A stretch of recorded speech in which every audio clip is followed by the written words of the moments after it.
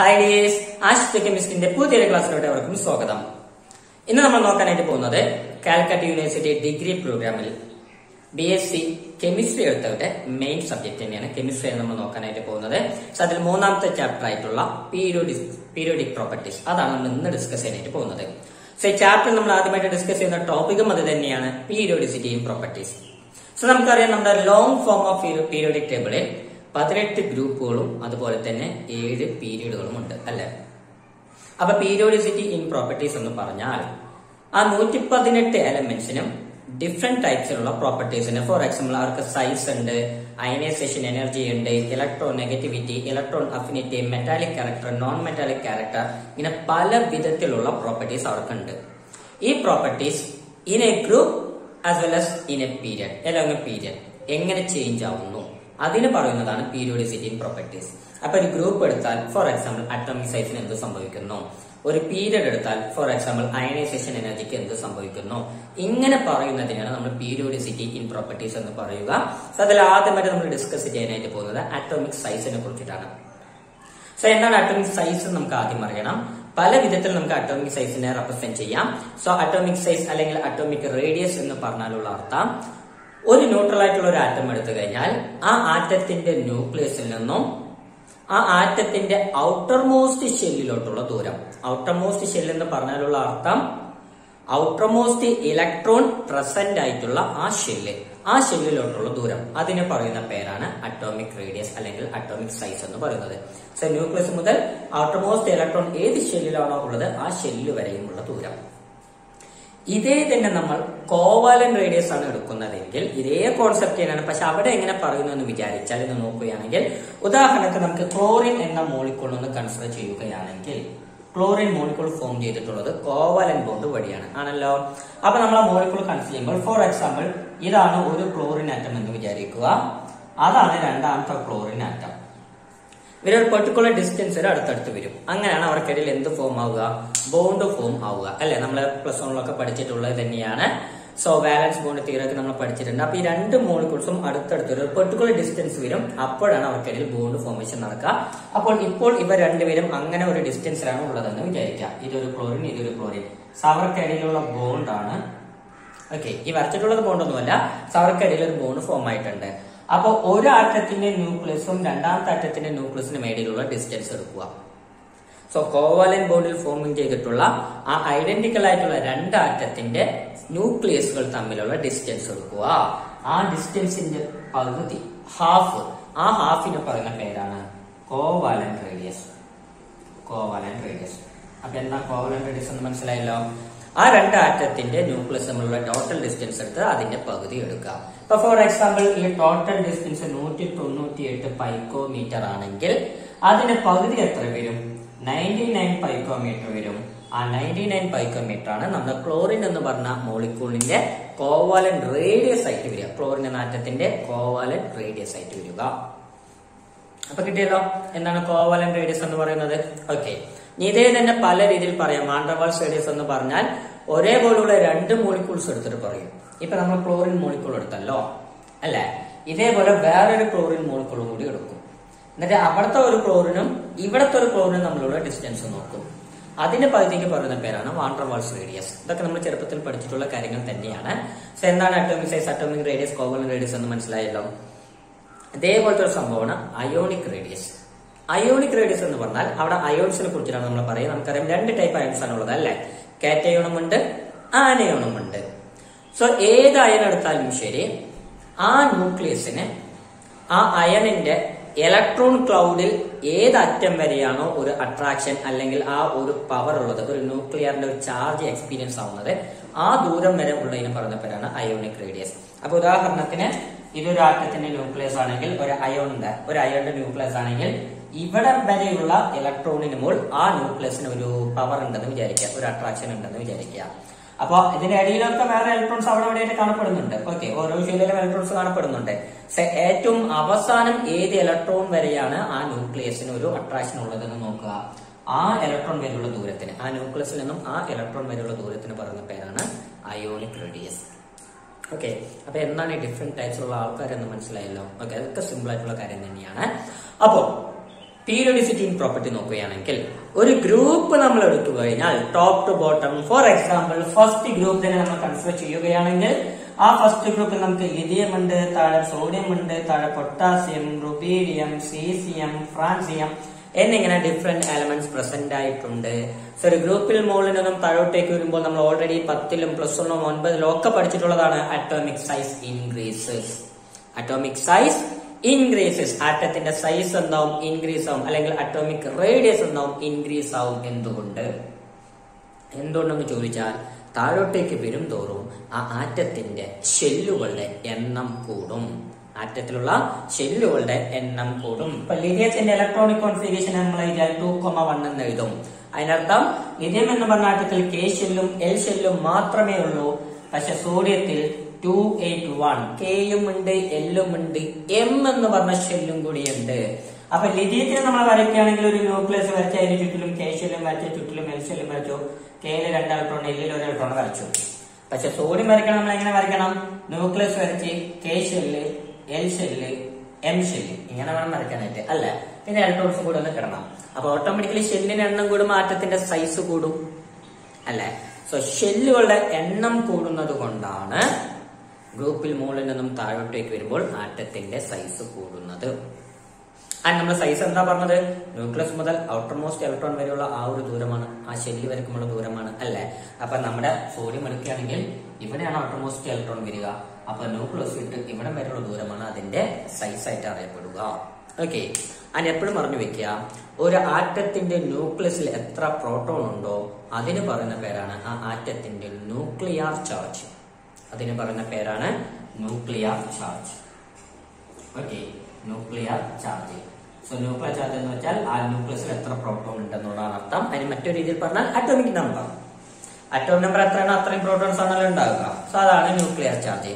ഈ nuclear charge ഉപയോഗിച്ച് നമ്മുടെ ന്യൂക്ലിയസ് ആ ആറ്റത്തിലുള്ള ഓരോ ഇലക്ട്രോണിനെയും അട്രാക്ട് ചെയ്യും. ഓരോ ഇലക്ട്രോണിനെയും അട്രാക്ട് ചെയ്യും. അപ്പോൾ സോഡിയം എടുക്കുകയാണെങ്കിൽ സോഡിയത്തിന്റെ അറ്റോമിക് നമ്പർ 11 ആയതുകൊണ്ട് അതിന്റെ ന്യൂക്ലിയർ ചാർജും 11 ആണ്. ആ ന്യൂക്ലിയർ ചാർജ് ഉപയോഗിച്ച് അവന്റെ കയ്യിലുള്ള 11 ഇലക്ട്രോൺസിനെയും ആ ന്യൂക്ലിയസിന്റെയും അട്രാക്ട് ചെയ്തുകൊണ്ടിരിക്കും. പക്ഷെ ദൂരം കൂടും തോറും അട്രാക്ഷൻ എന്താവും? കുറഞ്ഞു വരും, അല്ലെ? ഇപ്പൊ ക്ലാസ്സിലൊരു ടീച്ചർ ക്ലാസ് എടുക്കുമ്പോ ഫസ്റ്റ് ബെഞ്ചിലുള്ളവർക്ക് നന്നായിട്ട് കേൾക്കും, അല്ലെ? പക്ഷെ ബാക്കിലുള്ളവർക്കോ ആ ടീച്ചറിന്റെ വോയിസ് കുറച്ച് കുറവായിട്ടായിരിക്കും കേൾക്കുക. കാരണം ഡിസ്റ്റൻസ് കൂടും തോറും ആ വോയിസിന്റെ സ്ട്രെങ്ത് അങ്ങോട്ട് കുറയും. അതേപോലെ ഇലക്ട്രോൺ ന്യൂക്ലിയസിൽ നിന്നും ദൂരോട്ട് പോകും തോറും ആ ഇലക്ട്രോണിന്റെ മുകളിൽ ആ ന്യൂക്ലിയസിനുള്ള അട്രാക്ഷൻ എന്താവും? കുറയാനായിട്ട് തുടങ്ങും. അപ്പോൾ K ഷെല്ലിലുള്ള ഇലക്ട്രോണിനെ ന്യൂക്ലിയസ് നന്നായിട്ട് അട്രാക്ട് ചെയ്യും. പക്ഷെ L ഷെല്ലിലുള്ള ഇലക്ട്രോണിനെ ഈ K ഷെല്ലിലുള്ള ഇലക്ട്രോണേക്കാളും കുറവായിട്ടായിരിക്കും അട്രാക്ട് ചെയ്യുക. അതിനേക്കാളും കുറവായിട്ടുള്ള അട്രാക്ഷൻ ആയിരിക്കും M ഷെല്ലിലുള്ള ഇലക്ട്രോണിന് മുകളിൽ ന്യൂക്ലിയസിന് ഉണ്ടാകുക. And it so on. അതങ്ങനെ പോയിക്കൊണ്ടിരിക്കും. അപ്പോൾ ഈ അട്രാക്ഷൻ എന്താണെന്ന് മനസ്സിലാക്കി വെക്കുക. ഇനി ന്യൂക്ലിയർ ചാർജ് എന്താണെന്ന് ഞാൻ പറഞ്ഞു തന്നത് കൂടെ തന്നെ നിങ്ങൾ അറിഞ്ഞു വെച്ചിരിക്കേണ്ട ഒരു കാര്യമാണ് എഫക്റ്റീവ് ന്യൂക്ലിയർ ചാർജ്. സോ എന്താണ് എഫക്റ്റീവ് ന്യൂക്ലിയർ ചാർജ് എന്ന് വെച്ചാലുള്ള അർത്ഥം? നമ്മൾ ഇനി ഇതിന് ശേഷം 1-2 റൂൾസ് ഒക്കെ പഠിക്കും എഫക്റ്റീവ് ന്യൂക്ലിയർ ചാർജ് കണ്ടുപിടിക്കാനായിട്ട്. സോ എന്താണ് എഫക്റ്റീവ് ന്യൂക്ലിയർ ചാർജ് എന്ന് നമ്മൾ നോക്കുകയാണെങ്കിൽ ഒരു ആറ്റത്തിലുള്ള ഇലക്ട്രോൺ എക്സ്പീരിയൻസ് ചെയ്യുന്ന ന്യൂക്ലിയർ ചാർജ്, അതിന് പറയുന്ന പേരാണ് effective nuclear charge. Nuclear charge എന്ന് വെച്ചാൽ ആറ്റത്തിലുള്ള പ്രോട്ടോണുകളുടെ എണ്ണം. പക്ഷെ എഫക്റ്റീവ് ന്യൂക്ലിയർ ചാർജ് എന്ന് വെച്ചാൽ ഓരോ ഇലക്ട്രോണും എക്സ്പീരിയൻസ് ചെയ്യുന്ന പവർ എത്രയാണെന്ന്. ഇപ്പോ സോഡിയത്തിന് ന്യൂക്ലിയർ ചാർജ് 11 കാരണം 11 പ്രോട്ടോൺസ് ഉണ്ടെന്ന് നമ്മൾ പറഞ്ഞു. പക്ഷേ ഇതിലുള്ള ഓരോ ഇലക്ട്രോണിനും ഈ 11 പോസിറ്റീവ് ചാർജിന്റെ പവർ കിട്ടില്ല, ആ ഒരു അട്രാക്ഷൻ കിട്ടില്ല. അതിനേക്കാളും കുറവായിട്ടായിരിക്കും കിട്ടുക. ഇപ്പോൾ ഉദാഹരണത്തിന് ഈ K ഷെല്ലിലുള്ള ഇലക്ട്രോണിനെ ഈ 11 ചാർജിൽ ഫോർ എക്സാമ്പിൾ ഒരു 10.7 മാത്രമേ എക്സ്പീരിയൻസ്ഡ് ആവുന്നുള്ളൂ എന്ന് വിചാരിക്കുക. അപ്പൊ ആ 10.7 എന്ന് പറഞ്ഞ പേരാണ് എഫക്റ്റീവ് ന്യൂക്ലിയർ ചാർജ്. അപ്പൊ ആക്ച്വൽ ആയിട്ടുള്ള ന്യൂക്ലിയർ ചാർജ് 11, പക്ഷെ ഇലക്ട്രോൺ എക്സ്പീരിയൻസ് ആവുന്നതോ 10.7 മാത്രം. അപ്പോൾ ആ 10.7 പറയുന്ന പേരാണ് എഫക്റ്റീവ് ന്യൂക്ലിയർ ചാർജ്. ZEFF എന്നിടും എഫക്റ്റീവ് ന്യൂക്ലിയർ ചാർജിന്. കാരണം ന്യൂക്ലിയർ ചാർജിന്റെ സിമ്പിൾ Z ആണ്, representing the atomic number. Atomic number ആണ് അതെന്ന് ഞാൻ പറഞ്ഞു തന്നല്ലോ. സോ അങ്ങനെയാണ് ന്യൂക്ലിയർ ചാർജ് റെപ്രസെന്റ് ചെയ്യുക, ഇങ്ങനെയാണ് എഫക്റ്റീവ് ന്യൂക്ലിയർ ചാർജിനെ റെപ്രസെന്റ് ചെയ്യുക. സോ ഈ എഫക്റ്റീവ് ന്യൂക്ലിയർ ചാർജ് എന്ന് പറയുന്നത് നമ്മുടെ ആക്ച്വൽ ആയിട്ടുള്ള ന്യൂക്ലിയർ ചാർജിനേക്കാളും കുറവായിരിക്കും. എന്തുകൊണ്ടെന്ന് ചോദിച്ചാൽ സ്ക്രീനിങ് എഫക്ട്. അതിന്റെ റീസൺ ആണ് സ്ക്രീനിങ് എഫക്ട് അല്ലെങ്കിൽ ഷീൽഡിംഗ് എഫക്ട് എന്നും കൂടി പറയാം. ഷീൽഡിംഗ് എഫക്ട് എന്നും കൂടി പറയാം. സോ എന്താണ് ഷീൽഡിംഗ് അല്ലെങ്കിൽ സ്ക്രീനിങ് എഫക്ട് എന്ന് ചോദിച്ചാൽ 1 സെക്കൻഡ് തൊട്ട് മുമ്പ് പറഞ്ഞതുപോലെ ഇപ്പൊ ക്ലാസ്സിൽ ടീച്ചർ ക്ലാസ് എടുത്തുകൊണ്ടിരിക്കുമ്പോൾ ഫ്രണ്ട് ബെഞ്ചിലുള്ള കുട്ടികൾ ആ രണ്ടാമത്തെ ബെഞ്ചിലുള്ള കുട്ടികളെ ടീച്ചറിൽ നിന്നും മറഞ്ഞിട്ടാണ് ഇരിക്കുക അല്ലെ. ഇപ്പൊ ഫസ്റ്റ് ബെഞ്ചിലുള്ള കുട്ടികൾ കാരണം ബാക്കിലുള്ളവർക്ക് ബോർഡ് ഒന്നും ക്ലിയർ ആയിട്ട് കാണില്ല അല്ലെ. ഇനി ഈ 2 ബെഞ്ചിലും ഉള്ളവർ കാരണം മൂന്നാമത്തെ ബെഞ്ചിലുള്ളവർക്ക് ബോർഡ് ക്ലിയർ ആയിട്ട് കാണില്ല. ആ 3 ബെഞ്ചും കാരണം 4ാമത്തെ ബെഞ്ചിലുള്ളവർക്ക് നേരാവണ്ണം കാണില്ല. ഇങ്ങനെ മുമ്പിലുള്ളവർ ബാക്കിലുള്ളവരെ നമ്മളിൽ നിന്നും മറച്ചു നിർത്തും അല്ലെ.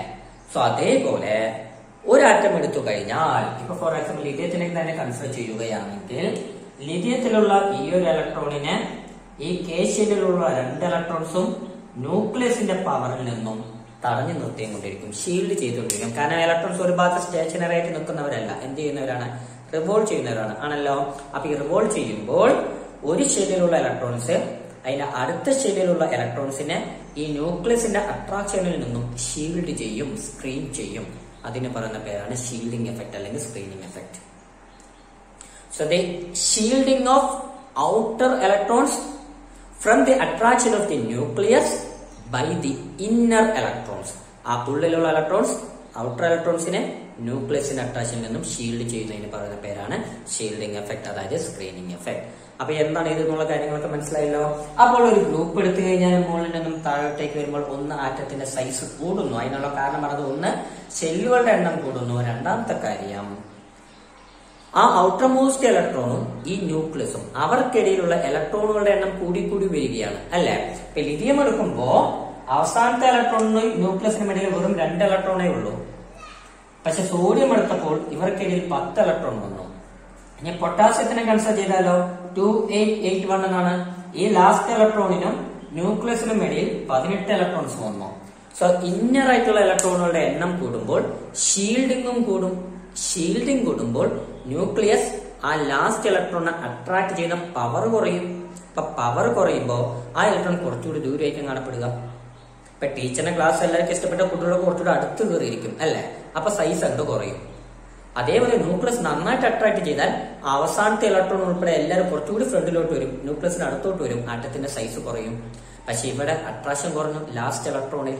അപ്പൊ ലാസ്റ്റ് ഇലക്ട്രോൺ കുറച്ചുകൂടി ഫ്രീ ആയിട്ട് ദൂരത്തായിരിക്കും കാണപ്പെടുക. സോ അതുകൊണ്ട് ആ ഡിസ്റ്റൻസ് അങ്ങോട്ട് കൂടുന്നു. സോ ഇങ്ങനെയാണ് ഒരു ഗ്രൂപ്പിൽ മുകളിൽ നിന്നും താഴോട്ടേക്ക് വരുമ്പോൾ ആറ്റത്തിന്റെ സൈസ് കൂടുന്നത്.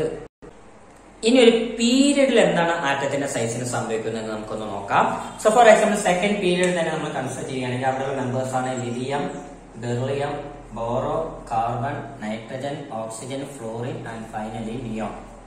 ഇവരെല്ലാവരും സെക്കൻഡ് പീരീഡിലുള്ള എലമെന്റ്സ് ആയതുകൊണ്ട് എല്ലാത്തിലും ഷെല്ലുള്ള എണ്ണം സെയിം ആണ്, 2 തന്നെയാണ്.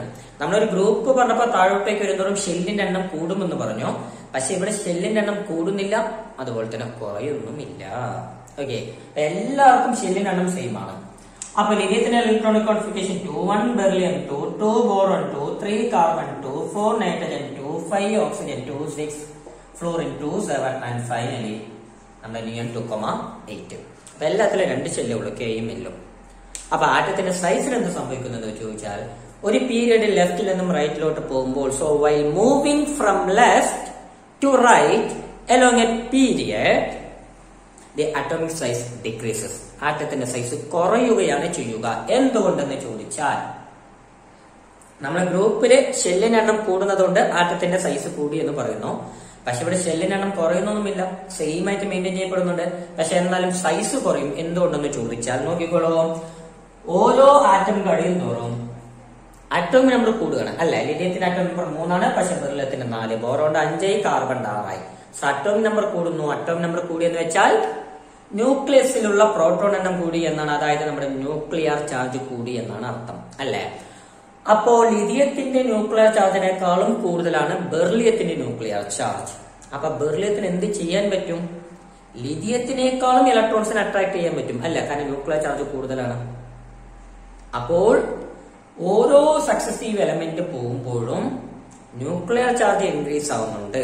ഒബിയസ്ലി ഇലക്ട്രോൺ എണ്ണം കൂടുന്നുണ്ട്. പക്ഷെ പുതിയതായിട്ട് വരുന്ന ഇലക്ട്രോൺ എവിടേക്ക് തന്നെയാണ് വരുന്നത്? ആ സെയിം ഷെല്ലിലോട്ട് തന്നെയാണ്. ഇപ്പൊ സെക്കൻഡ് പീരീഡ് എത്തുമ്പോൾ ആ രണ്ടാമത്തെ ഷെല്ലിലോട്ട് തന്നെയാണ് ആ പുതിയതായിട്ട് വരുന്ന ഇലക്ട്രോൺസ് ഒക്കെ ആഡ് ആവുന്നത്. അല്ലാണ്ട് എക്സ്ട്രാ വേറൊരു ഷെല്ലിലോട്ട് പോകുന്നൊന്നുമില്ല അല്ലെ.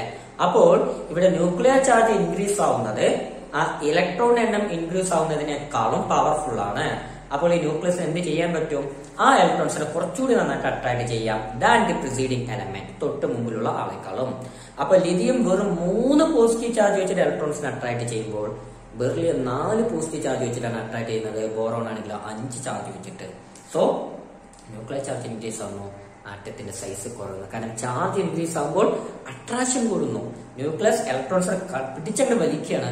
അപ്പൊ ഇലക്ട്രോൺസ് എല്ലാം ഒന്ന് ചേർന്ന് നിൽക്കുകയാണ്, ന്യൂക്ലിയസിനോട് ചേർന്ന് നിൽക്കുകയാണ്, ആറ്റത്തിന്റെ സൈസ് കുറഞ്ഞു. സോ ഇതാണ് കോൺസെപ്റ്റ്. കിട്ടിയല്ലോ. സോ ഇത്രയേ ഉള്ളൂ അറ്റോമിക് സൈസിനെ വെച്ചിട്ട്. ഇതേ തന്നെയാണ് അയോണിക് റേഡിയസും. ഓക്കെ, ഒരു പീരീഡ് എടുത്തു കഴിഞ്ഞാൽ അയോണിക് റേഡിയസ് കുറയും.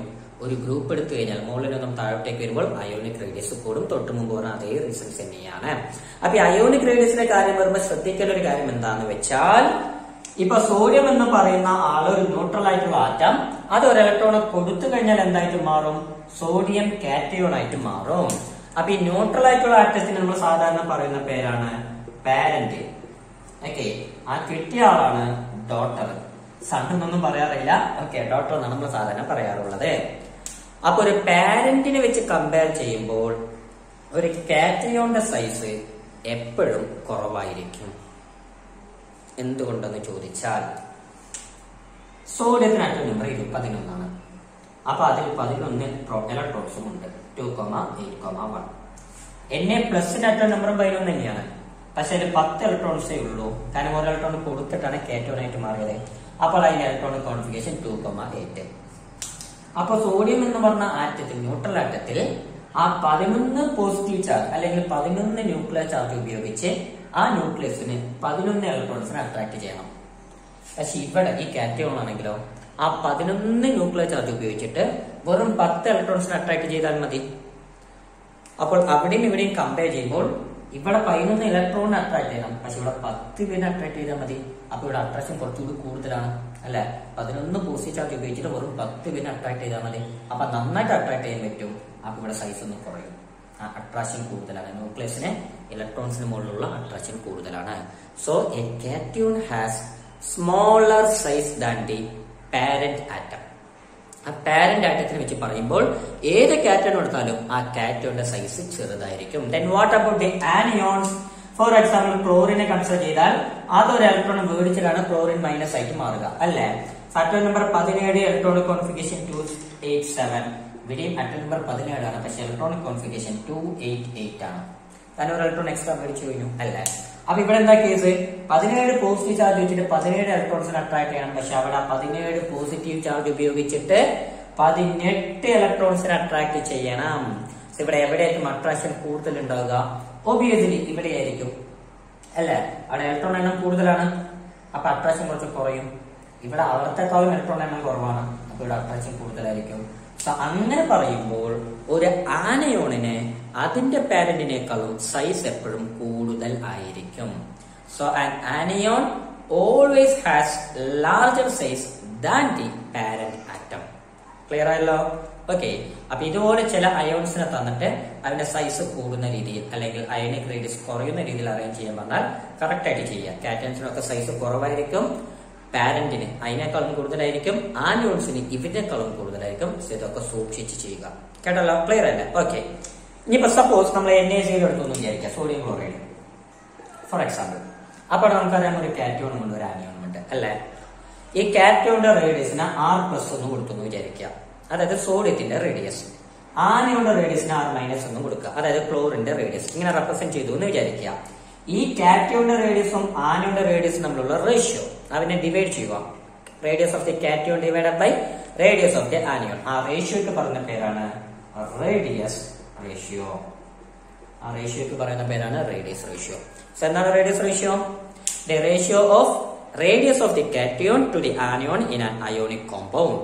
ഒരു അയോണിക് കോമ്പൗണ്ട് തന്നിട്ടുണ്ടെങ്കിൽ അതിലുള്ള കാറ്റയോണിന്റെ റേഡിയസ് ഡിവൈഡഡ് ബൈ ആനയോണിന്റെ റേഡിയസ്, അതിന് പറയുന്ന പേരാണ് റേഡിയസ് റേഷ്യോ. കിട്ടിയല്ലോ?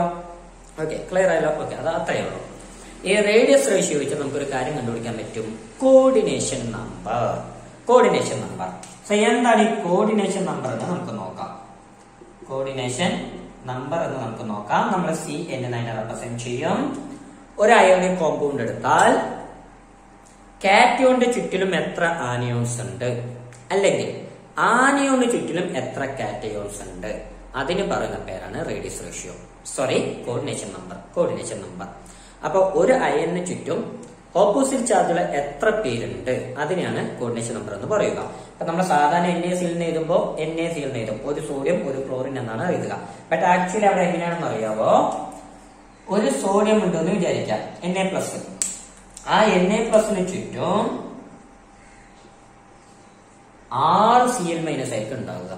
6 Cl-. അതേപോലെ ഒരു Cl- എടുത്താല് അതിന് ചുറ്റും 6 സോഡിയം പ്ലസ് Na+ ആയിരിക്കും ഉണ്ടാവുക. ഇങ്ങനെയാണ് സോഡിയം ക്ലോറൈഡ് കാണപ്പെടുക. നമ്മൾ എഴുതുമ്പോൾ NaCl എന്ന് എഴുതും, അത് അവരുടെ ആക്ച്വൽ ആയിട്ടുള്ള ഫോർമുലയാണ്. ഓക്കെ, പക്ഷെ ശരിക്കത്തെ അതിന്റെ ക്രിസ്റ്റൽ ആയിട്ട് നമ്മൾ കൺസിഡർ ചെയ്യുകയാണെങ്കിൽ ഒരു സോഡിയത്തിന് ചുറ്റും 6 Cl- ഉണ്ടാവും, ഒരു Cl- ചുറ്റും 6 Na+ ഉണ്ടാവും. അപ്പൊ ഒരു കാറ്റയോൺ ചുറ്റും 6 ആനിയോൺസ് ഉണ്ടല്ലോ. So coordination number 6. ആനിയോൺ ചുറ്റും 6 കാറ്റയോൺ ഉണ്ടല്ലോ. Coordination number 6. അപ്പൊ അതാണ് കോർഡിനേഷൻ നമ്പർ. ഒരാൾക്ക് ചുറ്റും, ഒരു അയോണിന് ചുറ്റും ഓപ്പോസിറ്റ് ചാർജുള്ള എത്ര അയോൺസ് ഉണ്ട് എന്നുള്ള കാര്യം. ഓക്കെ, അപ്പൊ ഈ റേഡിയസ് റേഷ്യോ വെച്ചിട്ട് ഈ കോർഡിനേഷൻ നമ്പർ നമുക്ക് കണ്ടുപിടിക്കാൻ പറ്റും. അതെങ്ങനെയാണെന്ന് നമുക്കൊന്ന് നോക്കാം. അപ്പോൾ ഈ റേഡിയസ് റേഷ്യോയുടെ വാല്യൂസ് നമ്മൾ എടുക്കുന്ന റേഞ്ച് എങ്ങനെയാണെന്ന് ചോദിച്ചാൽ, ലിമിറ്റിംഗ് റേഡിയസ് റേഷ്യോ എന്നാണ് നമ്മൾ അതിനെ പറയുക. അതിന്റെ റേഞ്ച് വരുന്നത് 0.155 മുതൽ 0.225 വരെയാണെന്ന് വിചാരിക്കുക. അങ്ങനെയാണ് ആ റേഡിയസ് റേഷ്യോന്റെ റേഞ്ച് വരുന്നത്. ഇതിനിടയിലായിരിക്കും വാല്യൂ ആണെങ്കിൽ കോർഡിനേഷൻ നമ്പർ 3 ആയിരിക്കും. ആ അയോണിക് കോമ്പൗണ്ടിലുള്ള ആളുകളുടെ കോർഡിനേഷൻ നമ്പർ 3 ആയിരിക്കും. അപ്പൊ അതിന്റെ ഷേപ്പ് നമുക്ക് നോക്കാം. സ്ട്രക്ചർ, ഷേപ്പ് അതായത് സ്ട്രക്ചർ നമുക്ക് നോക്കാം. അതേപോലെ അവർക്ക് എക്സാമ്പിളും നമുക്കൊന്ന് നോക്കാം. ഓക്കെ, ഇതും കൂടി നമുക്കൊന്ന് കൺസിഡർ ചെയ്യാം. അപ്പോ കോർഡിനേഷൻ നമ്പർ 3 ആയിരിക്കും. അപ്പൊ 3 എന്ന് വന്നാൽ അതിന്റെ ഷേപ്പ് ട്രയഗണൽ പ്ലനാർ ആയിരിക്കും. ട്രയഗണൽ പ്ലനാർ ഷേപ്പ് ആയിരിക്കും അവർക്ക് ഉണ്ടാവുക. അതിന്റെ എക്സാമ്പിൾ ആണ് boron hydrate. Okay, boric oxide നമുക്ക് എടുക്കാവുന്നതാണ്. ഇനി അതേസമയം നമ്മുടെ കോർഡിനേഷൻ നമ്പർ 0.225നും 0.414നും ഇടയിലാണെന്ന് വിചാരിക്കുക. ഈ വാല്യൂസ് ഒക്കെ ഈസി ആയിട്ട് ഓർത്ത് വെക്കാവുന്നതേ ഉള്ളൂ. നമ്മുടെ കോർഡിനേഷൻ നമ്പർ 4 ആയിരിക്കും. കോർഡിനേഷൻ നമ്പർ 4 ആണെങ്കിൽ ഒരാൾക്ക് ചുറ്റും 4 പേരുണ്ട്. ഒബിയസ്ലി ഷേപ്പ് എന്തായിരിക്കും? ടെട്രാഹെഡ്രൽ. സോ ടെട്രാഹെഡ്രൽ ഷേപ്പ് ആയിരിക്കും. And the best example is zinc sulphide. അതിന് പറ്റിയ ബെസ്റ്റ് എക്സാമ്പിൾ ആണ് സിങ്ക് സൾഫൈഡ്. ഇനി സപ്പോസ് 0.414നും 0.732നും ഇടയിലാണ് നമ്മുടെ റേഡിയസ് റേഷ്യോ വരുന്നത് എന്ന് വിചാരിക്കാം. ലിമിറ്റിംഗ് റേഡിയസ് റേഷ്യോ വരുന്നത് എന്ന് വിചാരിക്കാം. ദെൻ കോർഡിനേഷൻ നമ്പർ 6 ആയിരിക്കും. കോർഡിനേഷൻ നമ്പർ 6 ആണ് നമ്മുടെ ഷേപ്പ് എന്താണ്? ഒക്ടാഹെഡ്രൽ അല്ലെ? ഒക്ടാഹെഡ്രൽ ഷേപ്പ് ആയിരിക്കും ആ കോമ്പൗണ്ട് ഉണ്ടാവുക. അതിനൊരു ബെസ്റ്റ് എക്സാമ്പിൾ നോക്കുകയാണെങ്കിൽ ഞാൻ ഇപ്പൊ പറഞ്ഞ പോലെ നമ്മുടെ സോഡിയം ക്ലോറൈഡ് തന്നെ എടുക്കാം. അവിടെ കോർഡിനേഷൻ നമ്പർ 6 ആണല്ലോ അല്ലെ? ആൻഡ് ഫൈനലി നമ്മുടെ റേഡിയസ് റേഷ്യോ 0.732നും 1നും ഇടയിലാണ് വിചാരിക്കുക. ദെൻ കോർഡിനേഷൻ നമ്പർ 8 ആയിരിക്കും. അതായത് കാറ്റയോൺ ചുറ്റും 8 ആനിയോൺ ഉണ്ടാവും, ആനിയോൺ ചുറ്റും 8 കാറ്റയോൺ ഉണ്ടാവും. The shape will be BCC, body centred cubic unit cell. And the best example is caesium chloride. Sodium chloride പോലെ നമ്മുടെ സീസിയം ക്ലോറൈഡ്. അപ്പൊ ഈ ഒരു ടേബിൾ നിങ്ങൾ മനസ്സിലാക്കി വെക്കണം. ഈ ലിമിറ്റിംഗ് റേഡിയസ് റേഷ്യോ, ആ റേഡിയസ് റേഷ്യോന്റെ റേഞ്ച് ഇതിനിടയിൽ വന്നാൽ കോർഡിനേഷൻ നമ്പർ എത്രയായിരിക്കും, അതിന്റെ സ്ട്രക്ചർ എന്തായിരിക്കും, അതിന് ഓരോ എക്സാമ്പിളും കൂടി പഠിച്ചു വെക്കുക. കേട്ടല്ലോ? ക്ലിയർ ആയല്ലോ? ഓക്കെ, ഇനി നമ്മുടെ അയോൺസിനെ കുറിച്ച് നോക്കുമ്പോൾ, കാറ്റോൺ ആനിയോൺ നോക്കുമ്പോൾ ഐസോ ഇലക്ട്രോണിക് സ്പീഷീസ് വരുമ്പോ അതിന്റെ സൈസ് എങ്ങനെ വരുന്നുള്ളത് നിങ്ങളൊന്ന് ഓർത്തു വെക്കണം. ഓക്കെ, എന്താണ് ഐസോ ഇലക്ട്രോണിക് സ്പീഷീസ്? ഇലക്ട്രോണുകളുടെ എണ്ണം സെയിം ആയിട്ടുള്ള ആൾക്കാർ അല്ലേ? അപ്പൊ നമുക്കറിയാം സോഡിയത്തിൽ 11 ഇലക്ട്രോൺ ഉണ്ട്, അറ്റോം നമ്പർ 11 ആണ്. മെഗ്നീഷ്യത്തിൽ 12 ഇലക്ട്രോൺ ഉണ്ട്, അലൂമിനിയത്തിൽ 13 ഇലക്ട്രോൺ ഉണ്ട്. ഇതൊക്കെ നമുക്ക് അറിയുന്ന കാര്യം. ഈ സോഡിയം ഒരു ഇലക്ട്രോൺ കൊടുത്തു കഴിഞ്ഞാൽ Na+ ആവും അല്ലെ? 10 ഇലക്ട്രോൺ. നമ്മുടെ മെഗ്നീഷ്യം 2 ഇലക്ട്രോൺ കൊടുക്കുന്ന ആളാണ്, അപ്പൊ 2 ഇലക്ട്രോൺ കൊടുത്തു കഴിഞ്ഞാൽ അയാളും 10 ഇലക്ട്രോൺ ഉള്ള ആളായിട്ട് മാറും. അലൂമിനിയം 3 ഇലക്ട്രോൺ കൊടുത്തു കഴിഞ്ഞാൽ അതിലും 10 ഇലക്ട്രോൺ ഉണ്ടാവും. ഇങ്ങനെ ഇപ്പോൾ ഇവർ 3 പേരിലും ഇലക്ട്രോൺ എണ്ണം സെയിം ആണ്. അങ്ങനെയുള്ള ആൾക്കാർക്ക് പറയുന്ന പേരാണ് ഐസോ ഇലക്ട്രോണിക് സ്പീഷീസ്. ഐസോ ഇലക്ട്രോണിക് സ്പീഷീസ്. അപ്പൊ ഒരു പീരിയഡിൽ നമ്മൾ ഐസോ ഇലക്ട്രോണിക് സ്പീഷീസിനെ കൺസിഡർ ചെയ്യുകയാണ് എന്ന് കരുതുക. ഓക്കെ, ഇതിൽ ആർക്കാർക്കും സൈസ് കൂടുതൽ? ഒബിയസ്ലി എല്ലാവരിലും ഇലക്ട്രോൺ എണ്ണം സെയിം ആണല്ലോ. അപ്പൊ ഇനി ആർക്കാണ് ന്യൂക്ലിയർ ചാർജ് കൂടുതലുള്ളത് അയാൾക്ക് സൈസ് ഏറ്റവും കുറവായിരിക്കും അല്ലെ, കാരണം ചാർജ് കൂടുതലാണ്. അപ്പൊ ന്യൂക്ലിയസ് ആ ഇലക്ട്രോൺ അട്രാക്ട് ചെയ്യുന്നതും കൂടുതലായിരിക്കും, സൈസും കുറയും അല്ലെ. അപ്പൊ ഈ 3 പേരിൽ ചാർജ് ഏറ്റവും കൂടുതലുള്ളത് ആർക്കാണ്? അലൂമിനിയത്തിന് അറ്റോമിക് നമ്പർ 13 ആണ്. അപ്പൊ 13 പ്രോട്ടോൺസ് ഉണ്ട്, അതിന്റെ ന്യൂക്ലിയർ ചാർജ് 13 ആണ്. 10 ഇലക്ട്രോൺ അട്രാക്ട് ചെയ്താൽ മതി. പക്ഷെ മെഗ്നീഷ്യത്തിൽ 12 പ്രോട്ടോണേ ഉള്ളൂ. അപ്പൊ 12 പ്രോട്ടോൺ ഉപയോഗിച്ചിട്ട് 10 പേര് അട്രാക്ട് ചെയ്യണം. പക്ഷെ ഇവിടെ 13 പേര് ഉപയോഗിച്ചിട്ട് അട്രാക്ട് ചെയ്യാം. സോ ഇവിടെ അട്രാക്ഷൻ കൂടുതലായിരിക്കും, സൈസ് കുറവായിരിക്കും. ഇവിടെയോ 11 പ്രോട്ടോൺ വെച്ചിട്ട് അട്രാക്ട് ചെയ്യണം. ഈ ബാക്കി 2 പേര് വെച്ച് കമ്പയർ ചെയ്യുമ്പോൾ ഇവിടെ അട്രാക്ഷൻ കുറവായിരിക്കും, സോ സൈസ് കൂടുതലായിരിക്കും. അപ്പൊ Na+ന് സൈസ് കൂടുതലാണ് കമ്പയറിംഗ് ടു Mg2+. അയാൾക്ക് സൈസ് കൂടുതലായിരിക്കും comparing to Al3+. So isoelectronic species തന്നു കഴിഞ്ഞാൽ ഒരു പീരീഡ് ലെഫ്റ്റിൽ നിന്നും റൈറ്റിലോട്ട് പോകുന്നതോറും ആറ്റത്തിന്റെ സൈസ് കുറയും. സോ അത് എന്തുകൊണ്ടെന്ന് എഴുതാനായിട്ട് പഠിക്കുക. ന്യൂക്ലിയർ ചാർജ് ഇൻക്രീസ് ആവുന്നുണ്ട്, പക്ഷെ ഇലക്ട്രോൺ എണ്ണം സെയിം ആണ്. So attraction of the nucleus on the outermost electron increases, hence the size of the iron decreases. So അതങ്ങനെ വെച്ചിട്ട് എഴുതാം. ക്ലിയർ ആയല്ലോ? സോ സിമ്പിൾ ആയിട്ടുള്ള കാര്യമാണ്. എന്തെങ്കിലും ഡൗട്ട് നിങ്ങൾക്ക് ഉണ്ടെങ്കിൽ തീർച്ചയായും നിങ്ങൾക്ക് താഴെ കമന്റ് ചോദിക്കാം. ആൻഡ് എന്റെ മാത്സിന്റെ ചാനലിൽ മാട്രിക്സ് മൈൻഡ്സ് മാത്സിൽ നിങ്ങളുടെ മാത്സ് കോംപ്ലിമെന്റ് മാത്സിന്റെ ക്ലാസ്സുകൾ ഞാൻ അപ്ലോഡ് ചെയ്ത് വെച്ചിട്ടുണ്ട്. അത് കാണാത്തവരാരെങ്കിലും ഉണ്ടെങ്കിൽ അത് കണ്ടു നോക്കാം. അതിന്റെ ലിങ്ക് ഞാൻ താഴെ ഡിസ്ക്രിപ്ഷൻ നൽകുന്നുണ്ട്. സോ വേറെ ഏതെങ്കിലും ടോപ്പിക് എടുക്കണമെന്നുണ്ടെങ്കിൽ നിങ്ങൾക്ക് തീർച്ചയായിട്ടും പറയാം. ആ ടോപ്പിക് ഞാൻ ആദ്യമായിട്ട് എടുക്കാനായിട്ട് ശ്രമിക്കാം. സോ ക്ലാസ് ഇഷ്ടമായിട്ടുണ്ടെങ്കിൽ തീർച്ചയായിട്ടും ലൈക്ക് ചെയ്യുക, കമന്റ് ചെയ്യുക, സബ്സ്ക്രൈബ് ചെയ്യാത്തവരാണെങ്കിൽ ചാനൽ സബ്സ്ക്രൈബ് ചെയ്യാൻ കൂടിയുള്ള ബെൽ ഐക്കൺ കൂടെ എനേബിൾ ചെയ്ത് വെക്കുക. നിങ്ങളുടെ എല്ലാ ഫ്രണ്ട്സിനും ഷെയർ ചെയ്ത് നൽകുകയും ചെയ്യുക. സോ അടുത്ത ക്ലാസ്സുമായി കണ്ടുമുട്ടാം. അതുവരെ ഇവിടെ വന്ന് signing off Ashif. Good bye.